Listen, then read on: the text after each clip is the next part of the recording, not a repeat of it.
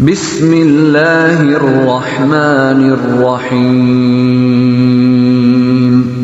وَلْتَكُنْ مِنْكُمْ أُمَّةٌ يَدْعُونَ إِلَى الْخَيْرِ وَيَأْمُرُونَ بِالْمَعْرُوفِ وَيَنْهَوْنَ عَنِ الْمُنْكَرِ وَأُولَئِكَ هُمُ الْمُفْلِحُونَ.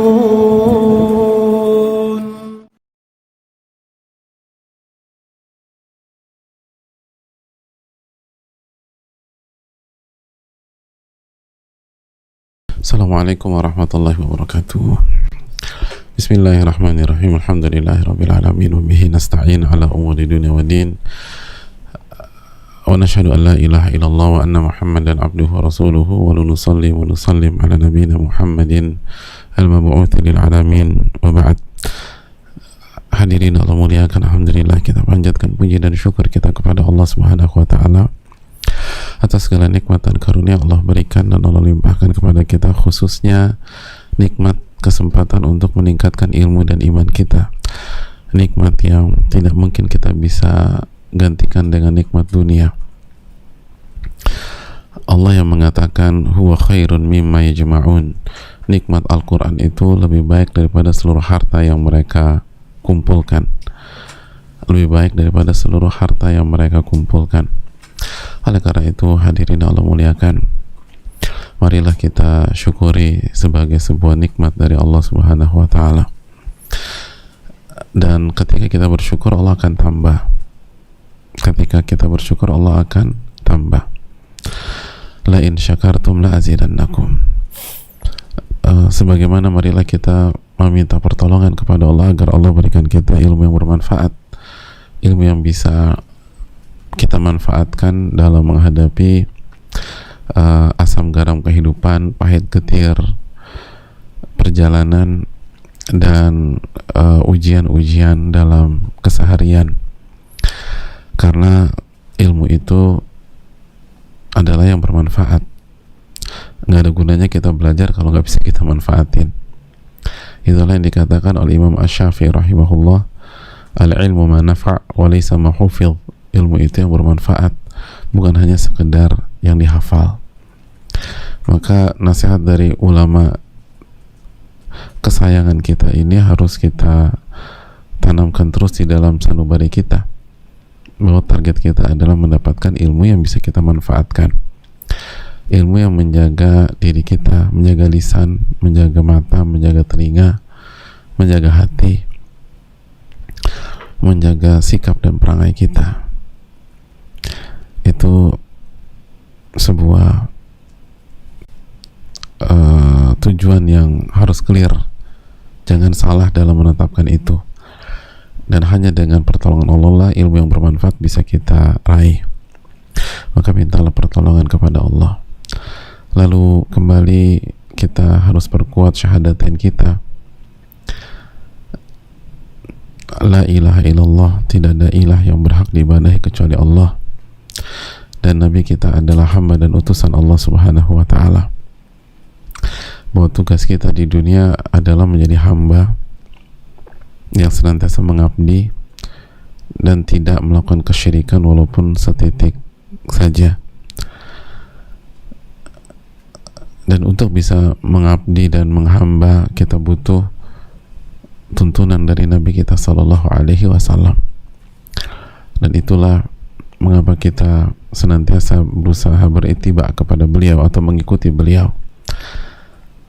Semoga kita bisa menjadi hamba yang baik dan hamba yang soleh di hadapan Allah Subhanahu wa taala.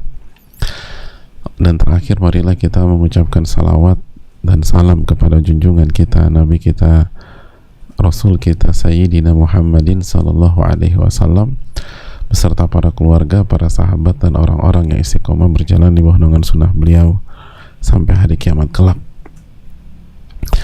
Hadirin, kembali bersama hadis yang dikatakan sebagian para ulama layak untuk dijabarkan berjilid-jilid buku tentang kekuatan iman dan bagaimana mendapatkan kekuatan iman tersebut. masih bersama Imam Nawawi rahimahullah, dan masih bersama bab al-mujahadah, bersungguh-sungguh, dan sekali lagi masih bersama hadis al-mu'minul qawi khairun wa ahabbu ilallah minal mu'minid dhaif. Mukmin yang kuat itu lebih baik dan akan memiliki kehidupan yang lebih baik dan lebih dicintai oleh Allah dibanding mukmin yang lemah. Walaupun di dalam iman masing-masing selalu ada kebaikan. Lalu Nabi SAW mengajarkan ihris ala ma yanfa'uk, bersungguh-sungguh dan berusaha mengerjakan apa yang bermanfaat bagi engkau, baik bermanfaat di dunia maupun bermanfaat di akhirat. Bermanfaat yang berarti ketaatan, dan mintalah pertolongan kepada Allah, dan jangan lemah, jangan berhenti, jangan malas, jangan lemah, jangan berhenti, dan jangan malas, jangan down, jangan mundur. Lalu Nabi SAW tutup dengan sebuah konsep, wa in asabaka syai'un fala taqul law anni fa'altu kana kadza wa kadza. Dan apabila ada sesuatu menimpamu, maka janganlah pernah berkata seandainya saya bertindak begini tentu hasilnya akan begini dan begitu, gitu loh. Coba aku lakukan ini, gitu, nanti hasilnya pasti gini. Jangan pernah mengatakan demikian. Walakin qul qaddarallahu wa ma syaa fa'al. Tapi katakanlah Allah telah mentakdirkan. Allah telah mentakdirkan, dan apa yang Allah inginkan pasti terjadi. Fa inna law, karena kata seandainya aku begini dan begitu, seandainya itu membuka pekerjaan buat syaitan. Taftah amal syaitan, membuka pekerjaan buat syaitan. Jadi antum baru saja membuka, atau kita baru saja membuka lapangan kerjaan buat syaitan. Hadirin Allah muliakan, hadis ini riwayat Imam Muslim. Kembali kita harus menangkap kotak terbesarnya, bahwa mukmin yang memiliki iman yang kuat itu akan mendapatkan kehidupan yang jauh lebih baik, yang jauh lebih indah, yang jauh lebih nikmat dibanding mukmin yang imannya lemah. Dan mukmin yang imannya kuat itu lebih dicintai oleh Allah dibanding mukmin yang imannya lemah. Itu harus kita tanamkan terus, hadirin. Mukmin yang imannya kuat itu pasti memiliki kehidupan yang jauh lebih baik daripada mukmin yang imannya lemah. Walaupun mukmin yang imannya lemah itu orang kaya, walaupun mukmin yang imannya lemah itu punya segala fasilitas, punya segala akses, walaupun mukmin yang imannya lemah itu terkenal, punya network yang luar biasa luas, dan mukmin yang imannya kuat ini nggak terkenal, miskin, nggak punya apa-apa, mungkin sekali lagi sakit, hasil swab kemarin positif, di samping COVID mungkin dia punya penyakit lain, tapi ketika dia punya iman yang kuat, hidup dia lebih baik. Hidup dia lebih baik. Cuman kita nggak ngerti aja. Kita kan ngeliat dari kejauhan. Kita tidak merasakan apa yang dia rasakan. Makanya ada banyak orang sakit itu punya kehidupan jauh lebih baik daripada banyak orang sehat. Kenapa? Orang sehat nggak sholat, nggak beriman sama Allah, nggak bertawakal kepada Allah. Itu jelas orang yang sakit, yang beriman, yang bertawakal, itu jauh memiliki kualitas hidup yang luar biasa. Itu nggak boleh kita lupakan hal tersebut. Lalu ihris ala ma yanfa'uk, bersungguh-sungguhlah mengejar apa yang bermanfaat bagi engkau. bermanfaat dalam masalah dunia dan akhirat, bermanfaat dalam hubungan kita dengan Allah Subhanahu wa taala. Bersungguh-sungguhlah dalam ketaatan. Jadi pertanyaannya adalah apakah ini bermanfaat bagi saya dan bagi saya untuk dunia saya dan akhirat saya? Kalau iya ini bermanfaat untuk dunia dan akhirat Anda, udah bersungguh-sungguh total. Kecuali ada yang lebih bermanfaat lagi. Jadi pertanyaannya adalah apakah ini manfaat buat saya di dunia dan akhirat? Apalagi kalau kita dapat ini yang paling bermanfaat bagi kita di dunia dan akhirat, ya udah, ihris ala ma yanfa'uk, bersungguh-sungguh. Lalu wasta'in billah, minta pertolongan sama Allah. Wala ta'jaz, dan jangan lemah, jangan berhenti, jangan taswif, kata Imam Nawawi, jangan nunda-nunda, nanti besok aja, jangan. Kalau udah jelas ini bermanfaat, lakukan secepat mungkin.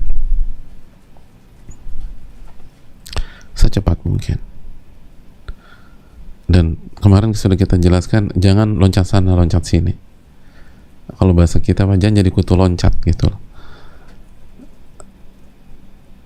Jangan ngerjain satu, ada kendala pindah lagi ke kotak yang lain, ngerjain lagi bosan pindah lagi ke kotak yang lain, ngerjain lagi ada masalah pindah lagi ke kotak yang lain. Nggak akan jadi.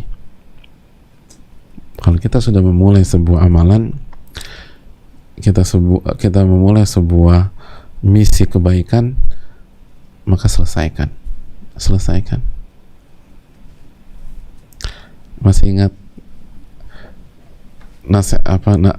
masih ingat pesan Nabi SAW kepada Ali bin Abi Thalib, imshi wala taltafit, wahai Ali, jalanlah dan jangan menoleh. Jangan menoleh ke kanan, jangan menoleh ke kiri, apalagi menoleh ke belakang. Jangan. Itu nasihat yang simple tapi menjelaskan bagaimana konsep hidup seorang mukmin. Anda sudah berjalan, jangan noleh. Imshi wala taltafit. Anda selesaikan. Jangan noleh kanan, nanti gimana ya? Susah ya, aduh aku jadi bingung nih. Enggak. Anda sudah putuskan Anda mau jalankan ini, imshi wala taltafit.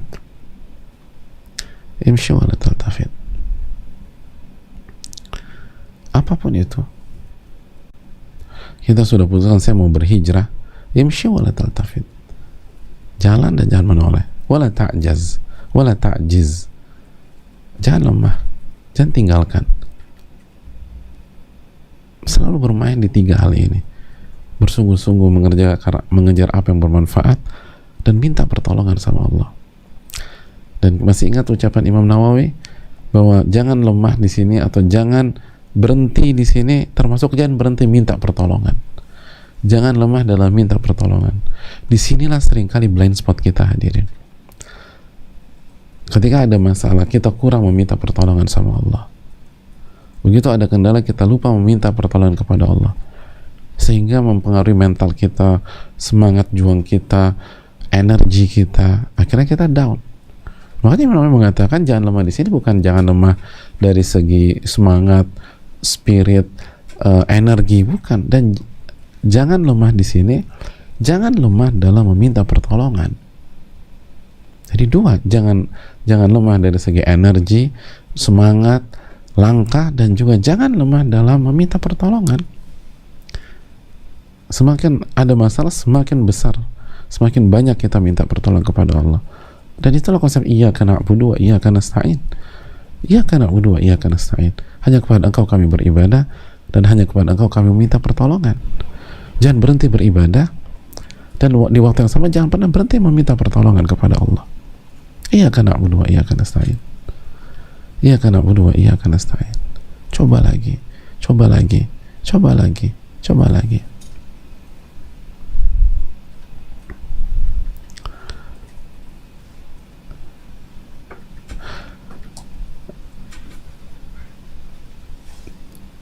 Tugas kita hanya berusaha, hadirin. Hasil diserahkan saya sama Allah.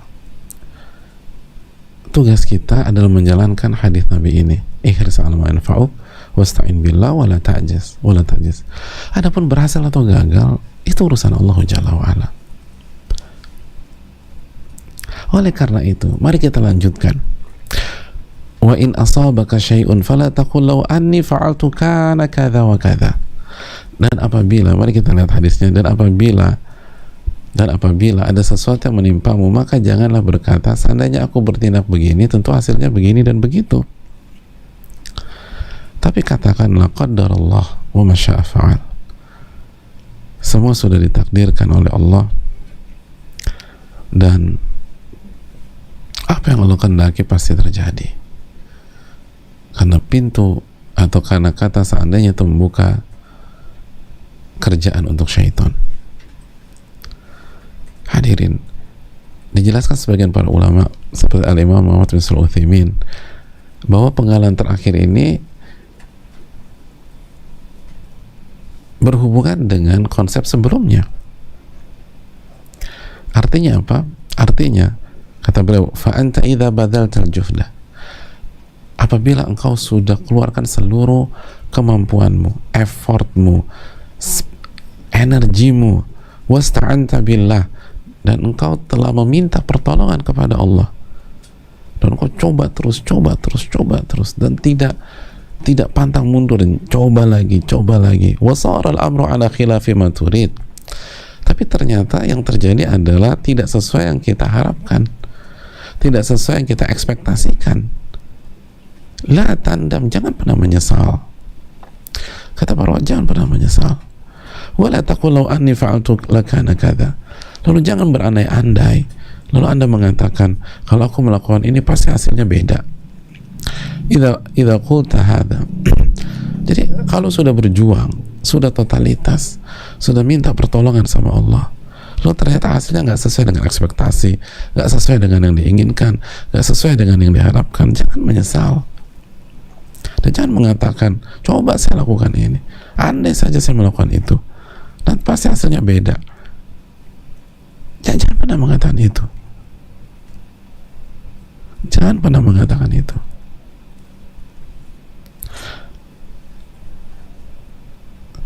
Karena kalau Anda lakukan itu, haram infataha 'alaika minal wasawis wan nadam wal ahzan. Kalau kita ucapkan hal tersebut, maka itu sama saja membuka pintu was-was dari syaitan. Itu membuka pintu agar syaitan serang kita, agar syaitan goda kita, agar syaitan memberikan was-was kepada kita, dan akan membuka pintu penyesalan. Syaitan buat kita nyesal banget, wal ahzan, dan syaitan akan kasih buat kita sedih. Ingat, kesedihan itu berasal dari syaitan. Itu kesimpulan para ulama seperti Syekh Muhammad bin Mukhtar Shinkiti. Kesedihan secara umum itu dari syaitan.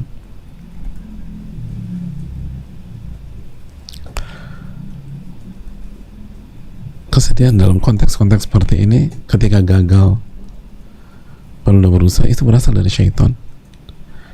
Ma yuqaddiru 'alaika saf. Jangan pernah buka itu. Syaitan kita nggak buka pintu aja kita diserang, jamaah. Ini kita buka pintu, kita buka lapangan kerjaan buat dia. Kita nggak buka aja, dia cari kerjaan di tempat kita. Kita digoda dan seterusnya. Ini kita buka pintu. Makanya bahasanya Nabi, kita lihat hadisnya lagi, karena lau itu taftah amanah syaitan. Lau itu membuka kerjaan buat syaitan, buka kerjaan buat syaitan. Gak ada gunanya penyesalan, gak ada gunanya penyesalan. Tapi ucapkan qadarallah ma syaa fa'al, qadarallah wa ma syaa fa'al. Allah telah takdirkan ini, Allah telah takdirkan ini, dan apa yang Allah inginkan dan takdirkan pasti terjadi. Makanya kata para ulama, wa 'alaika an taslam, atau wa 'alaika an tusallim al-amra lil jabbar.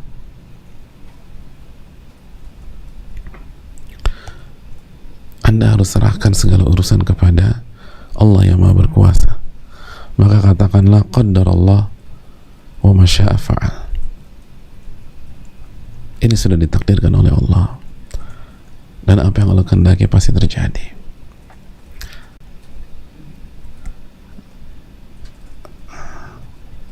Katakan hal tersebut.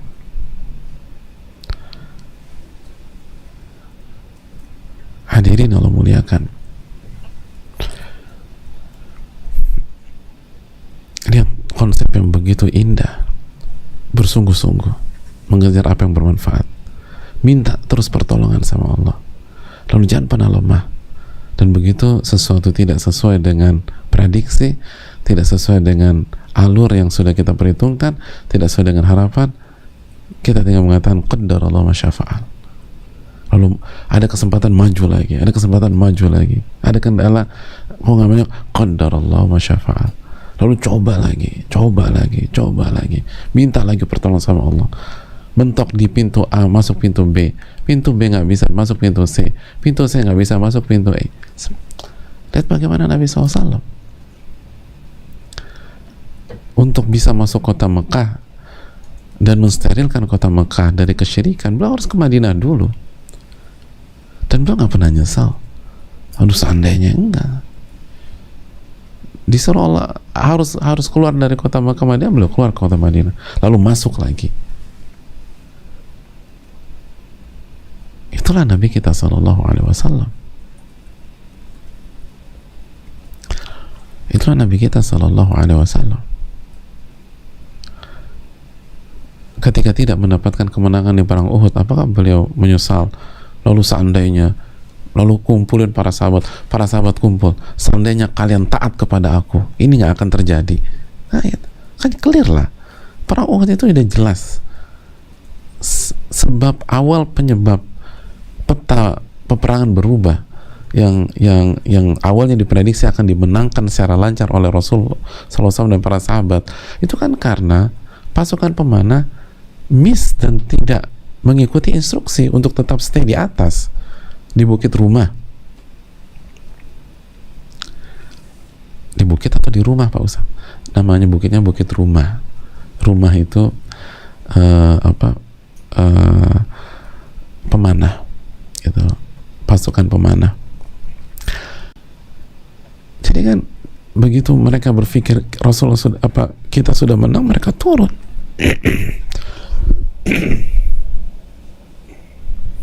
Mereka turun, dan akhirnya hal ini dimanfaatkan oleh Khalid bin Walid, lalu diserang dari arah yang berbeda sehingga Nabi dikepung dari dua arah. Tapi menariknya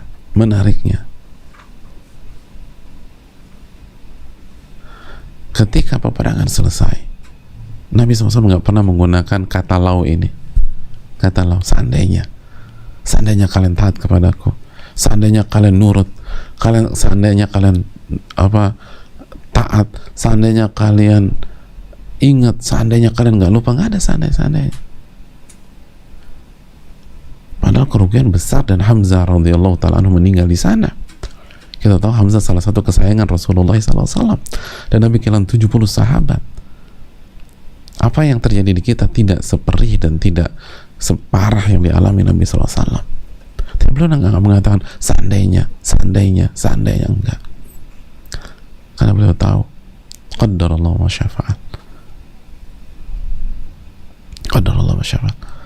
Lalu setelah itu kan coba lagi terus sampai pembukaan kota Mekah. Akhirnya orang-orang musyrik Quraisy dikalahkan di kandangnya sendiri, di kotanya sendiri, dan dikalahkan secara mutlak tanpa ada perlawanan berarti. Lihat, itu sejarah yang dengan mudah kita lihat dan kita baca, dan harusnya jadi ibrah bagi kita. Nggak ada kata mundur, nggak ada kata down, terus berusaha mengerjakan yang bermanfaat bagi kita di dunia dan akhirat kita. Lalu minta pertolongan kepada Allah, minta pertolongan kepada Allah Subhanahu wa ta'ala. Wala ta'jaz, jangan lemah, Jangan berhenti.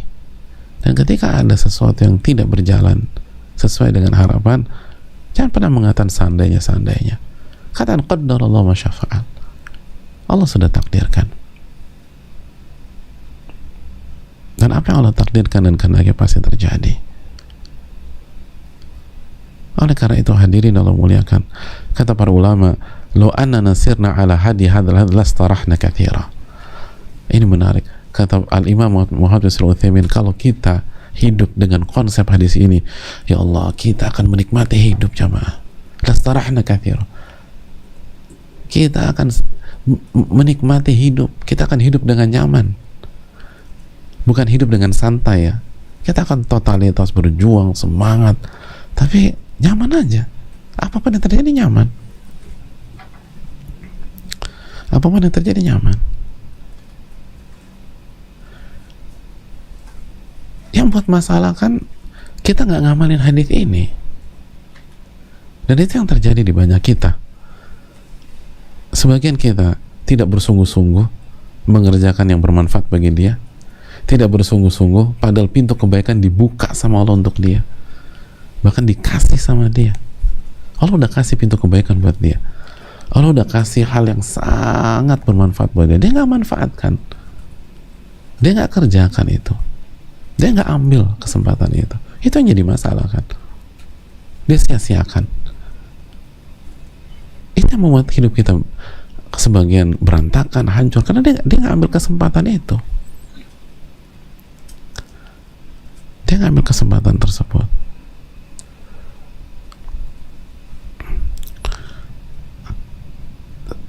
Atau sebagiannya dia awalnya dia bersungguh-sungguh, tapi dia lupa minta pertolongan sama Allah. Akhirnya gampang lowbat gitu loh, gampang down, nggak minta pertolongan sama Al-Qawi, nggak minta pertolongan sama Al-Jabbar, Al-Qahhar. Dia ngerjain sendiri. Yang ngerjain sendiri manusia lemah lah jamaah. Wa khuliqal insanu dha'ifa dalam surat An-Nisa 28. Dan manusia itu diciptakan dalam kondisi lemah. Kemungkinannya gagal. Dia nggak minta pertolongan kepada Al-Qawi yang maha kuat. Akhirnya ketika dia nggak minta pertolongan, atau sebalik atau yang lain, dia mungkin minta pertolongan tapi cuman sekali, 2 kali, akhirnya berhenti juga. Makanya kan tadi kata Imam Nawawi, Anda jangan lemah dalam berusaha dan minta pertolongan.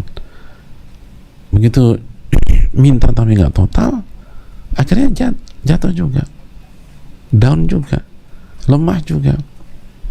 Atau yang kemungkinan terakhir, dia udah bersungguh-sungguh, dia berjuang, dia minta pertolongan sama Allah Subhanahu wa taala, lalu ketika Allah uji ada kendala, dia terpancing mengucapkan lau. Andai saja saya nggak begini, andai saja saya begitu, pasti hasilnya nggak demikian. Oh, kena dia, udah berantakan di situ, buyar semuanya. Akhirnya dia nyesel, akhirnya terdistract, dia nggak fokus. Begitu manusia nggak fokus, udah ngelepas. Itu kan sebenarnya kendala hidup kan dalam berjuang kan, itu poinnya dikumpulkan dalam hadis ini. Ini kuncian jamaah sekalian, kuncian. Ini luar biasa.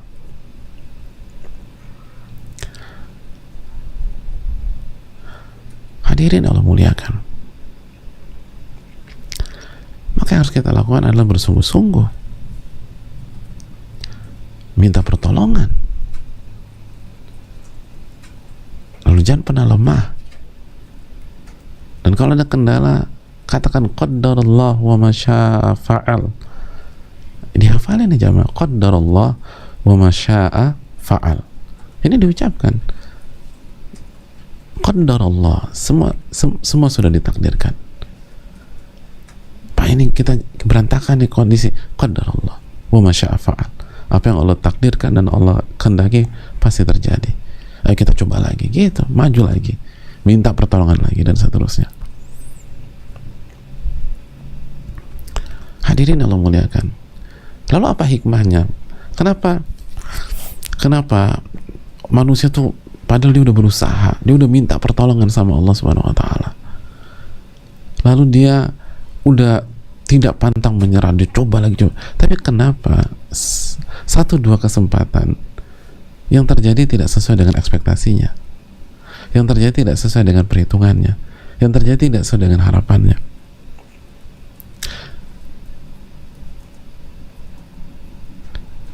Hadirin Allah muliakan,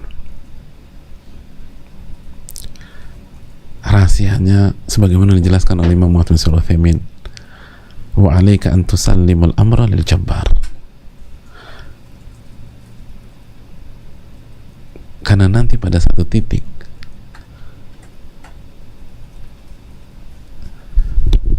kita harus serahkan segala urusan kita kepada Allah Subhanahu wa taala Jabbar.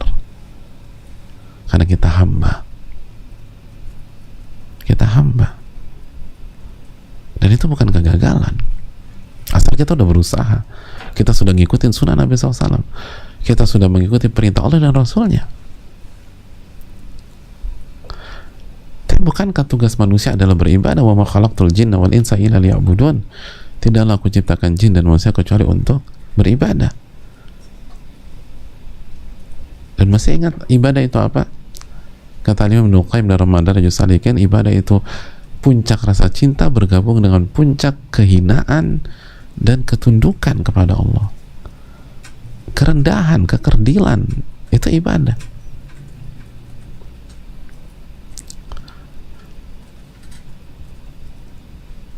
Maka ketika status kita di dunia adalah seorang hamba yang penuh dengan kehinaan kepada Allah, kekerdilan kepada Rabbul Alamin,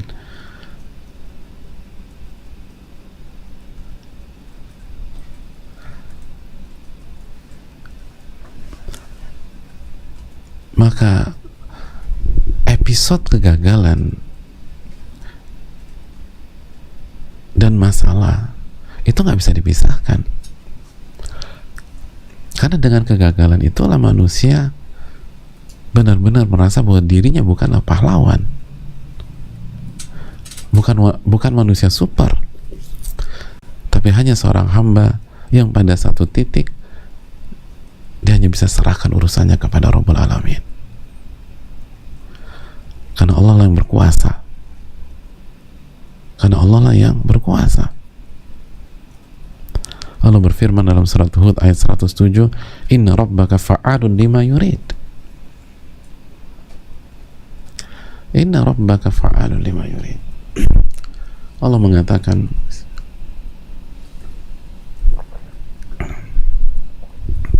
di akhir surat, di akhir ayat tersebut, sesungguhnya Rabbmu itu mampu melakukan apa saja yang dia kehendaki. Rabbmu, bukan kamu. Rabbmu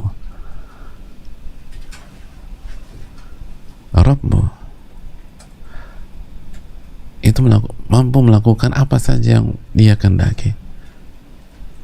Makanya kan inti dari kehidupan kan adalah meninggikan Allah setinggi-tingginya dan merendahkan kita sebagai hamba serendah-rendahnya. Makanya begitu ada hal yang tidak berjalan sesuai dengan keinginan kita, tidak berjalan sesuai dengan ekspektasi kita, atau kita gagal, clear kita gagal, apa yang kita ucapkan? Lihat lagi hadis tadi, qaddarallahu wa ma syaa fa'al. Ini sudah ditakdirkan Allah, dan yang Allah takdirkan dan kehendaki itu yang pasti terjadi. Lihat bagaimana seorang hamba meninggikan Allah Subhanahu wa taala pada saat dia mendapatkan hasil yang dia tidak inginkan, pada saat dia mendapati kegagalan, pada saat hasilnya tidak sesuai dengan ekspektasinya. Kalimat yang dia baca adalah qaddarallahu wa ma syaa fa'al. Allah telah mentakdirkan, dan apa yang Allah takdirkan kehendaki pasti itu terjadi. Bukankah ini inti ubudiyah jamaah sekalian? Bukankah ini salah satu inti bahwa kita mendeklar kitalah hamba dan dialah Rabb, kita nggak bisa apa-apa. Jadi walaupun misi kita misi kita gagal atau tidak berhasil itu pun seringkali sementara waktu aja, tetapi tujuan kehidupannya kita dapat. Tujuan kehidupan apa? Menghamba.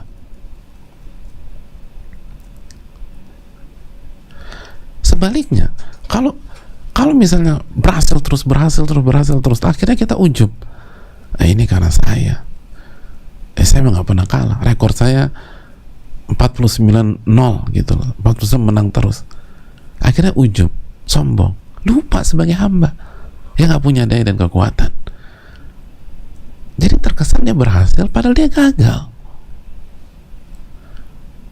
Begitu juga sebaliknya masalah lain. Dia sudah berusaha, dia sudah minta pertolongan sama Allah. Dia nggak lemah, dia coba lagi. Dan hasilnya tidak sesuai dengan yang dia inginkan. Terkesan dia gagal, padahal dia berhasil. Karena di titik itulah dia merasakan kelemahan seorang hamba, kekurangan seorang hamba, ketidakmampuan seorang hamba, dan yang lemah ini harus serahkan urusannya kepada yang maha kuat. Makanya kata Syekh Utsaimin, yang harus dia lakukan adalah serahkan semua kepada Allah. Dan itu kan inti penciptaan. Apa tujuan penciptaan sebagaimana dijelaskan Allah dalam surat At-Talaq? Dalam surat At-Talaq Allah mengatakan lita'lamu anna Allah ala kulli syai'in qadir. Allah mengatakan Allahu alladzi khalaqa sab'a samawat wa minal ardi mithlahun yatanazzalu al-amru bainahun lita'lamu anna Allah ala kulli syai'in qadir wa anna Allah qad ahata bi kulli syai'in ilma. Allah lah yang menciptakan 7 lapis langit dan 7 bumi, 7 lapis bumi. Yatanazzalul amru bainahum. Dan perintah ketetapan Allah turun di tengah-tengah atau di antara lapisan-lapisan tersebut. Untuk apa Allah ciptakan semua itu? Lita'lamu anna Allah ala kulli syai'in qadir. Tujuan Allah menciptakan semua dinamika kehidupan ini. 7 lapis langit, 7 lapis bumi dengan semua kehidupannya. Lita'lamu anna Allah ala kulli syai'in qadir. Agar kalian mengetahui Allah yang Maha berkuasa atas segala sesuatu. Tujuannya bukan menjadikan kita juara nggak pernah kalah, bukan. Tujuannya bukan menjadikan kita pahlawan tanpa ada cacat, tanpa ada kekeliruan, tanpa ada kesalahan, bukan. Tujuannya adalah agar kalian sadar bahwa yang berkuasa ini Allah, bukan Anda. Dan manusia untuk bisa meresapi konsep ini, dia harus ngerasain kalah dulu. Illa man rahimah rabbuh, kecuali yang dirahmati oleh Allah Subhanahu wa taala. Tapi secara umum, seringkali kita harus merasakan itu dulu. Kalau enggak, yang jadi ujub kita, sombong kita, belagu kita, subhanallah. Jadi terkesan kita kalah, sebenarnya kita menang. Asal begitu ini nggak sesuai dengan perencanaan kita sudah berusaha, kita bermain dengan yang terbaik di bidang tersebut, kita selalu minta pertolongan sama Allah, kita nggak pernah down, kita coba terus, tetap nggak masuk, gagal. Disitulah kita sadar benar, bukan saya yang berkuasa, tapi Rabbul Alamin yang berkuasa. Hadirin, disitulah Anda mendapatkan inti dari kehidupan. Lita'lamu anna Allah ala kulli syai'in qadir wa anna Allah qad ahata bi kulli syai'in ilma.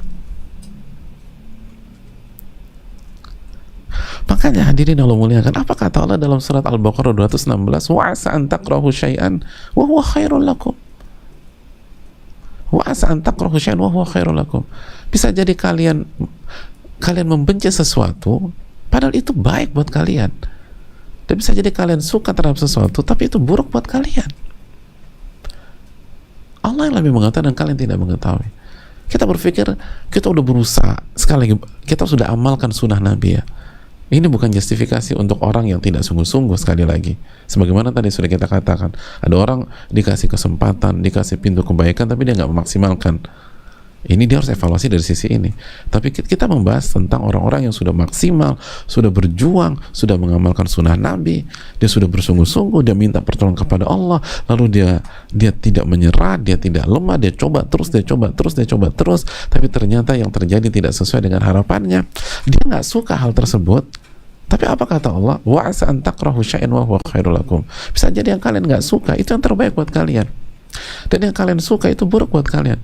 Kita nggak suka ini gagal, kita nggak suka ini tidak berjalan dengan maksimal, tapi justru dengan kegagalan ini atau masalah ini kita mendapatkan esensi dari ubudiyah, kita mendapatkan makna dari penghambaan, kita mendapatkan makna dari seorang hamba yang lemah, yang kerdil, yang nggak bisa apa-apa, dan pada satu titik dia harus serahkan semuanya kepada Rabbul Alamin karena dia lemah, dia harus serahkan kepada Allah.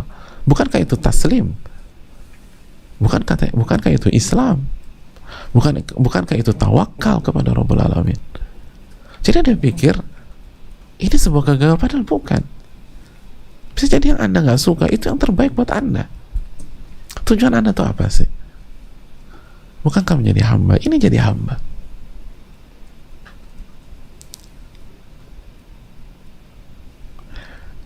Makanya kata Syekh Utsaimin, kalau orang tuh benar-benar ngamalin konsep ini dan mengerti, lastaraha, dia akan hidup nyaman luar biasa. Tapi dia tidak akan mengurangi kecepatannya. Dia tidak akan mengurangi effortnya, dia akan berjuang. Gagal coba lagi, gagal coba lagi, gagal coba lagi. Dan seringkali jamaah sekalian, seringkali kegagalan itu sementara kok, bismillah.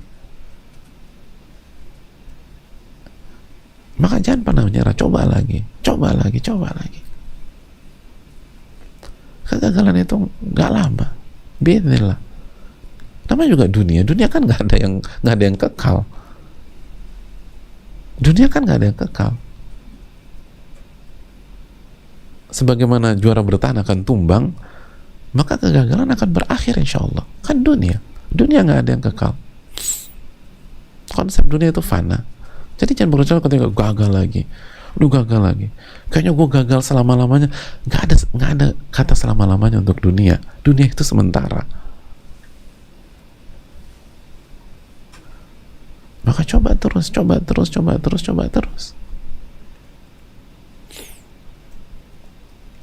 Dan kegagalan itu akan menguatkan kita biiznillah, akan membuat kita pribadi yang lebih kuat dengan izin Allah. Mental kita lebih kuat.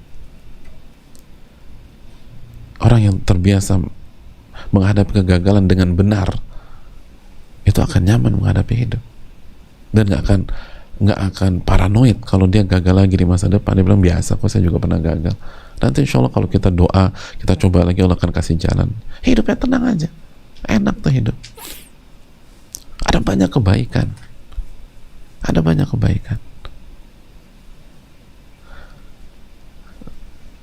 Dan inilah tauhid kepada Rabbul Alamin. Maka qadarallahu ma syaa fa'al. Jadi ini bukan hanya sekedar gimana hasilnya, qadarallahu ma syaa fa'al, gue gak dapet.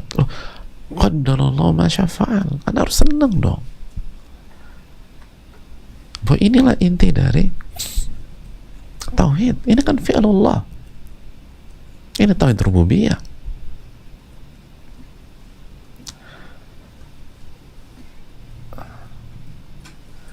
Oke, Anda nggak dapat project yang 50 miliar. Anda nggak gagal di project 50 miliar, tapi Anda berhasil mendapatkan hakikat tauhid. Lebih tinggi mana?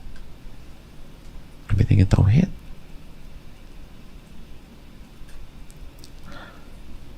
Walaupun memang nggak mudah diamalkan, dan yang berbicara detik ini tidak lebih baik daripada yang mendengarkan. Tapi inilah konsep para ulama. Ini bukan konsep yang bicara. Dan kita berusaha untuk mewujudkan secara tertatih-tatih dengan segala keterbatasan kita. Dan semoga Allah kasih taufik dan pertolongan. Tapi ini luar biasa hadirin sekalian. Ini yang membuat kita hidup benar-benar tenang, nyaman, apapun yang terjadi. Mau berhasil kan, mau gagal kan, dia nggak terlalu peduli. Tugas saya hanya berjuang. Tugas saya hanya mengamalkan tuntunan Rasul, mengamalkan perintah Rasul, hasil serahkan kepada Allah, karena disitulah inti dari penghambaan dan keyakinan bahwa Allah yang berkuasa atas segala sesuatu. kita akan punya mental nothing tulus. Udah, lepas aja. Hidup tuh lepas. Dan yang kita cek adalah effort kita. Kita nggak ribet main di ranah yang bukan ranah kita dan bukan di halaman kita. Yang kita akan fokus adalah kinerja kita, perjuangan kita, effort kita, usaha kita, belajarnya kita, kerjanya kita. Terus yang kita akan cek adalah udah minta pertolongan belum, udah minta pertolongan belum, udah minta pertolongan belum. Adapun hasil diserahkan sama Allah. Pasti yang terbaik. Kalau saya jadi hamba di sini, qadarallahu ma syaa fa'al. Apapun yang terjadi, itu yang ditakdirkan oleh Allah, dan apa yang Allah takdirkan pasti terjadi. Qadarallahu wa ma syaa fa'al. Jadi mulai pagi ini, begitu ada sesuatu yang gak berjalan sesuai dengan rencana, padahal kita udah berjuang, katakan qadarallahu wa ma syaa fa'al. Qadarallahu wa ma syaa fa'al. Dan resapi, ini sudah ditakdirkan oleh Allah, dan apa yang Allah takdirkan dan kehendaki pasti terjadi. Kalau kita tambah dengan bacaan lain, alhamdulillah kulli hal, segala puji kepada Allah atas segala sesuatu, ada tenang, jalan lagi, coba lagi, berusaha lagi. Jangan pernah buka andai saja. Itu ilusi, jamaah. Dan kita akan hancur. Kalau itu syaitan Anda kasih kerjaan, habis kita. Itu bukan lapangan pekerjaan buat syaitan.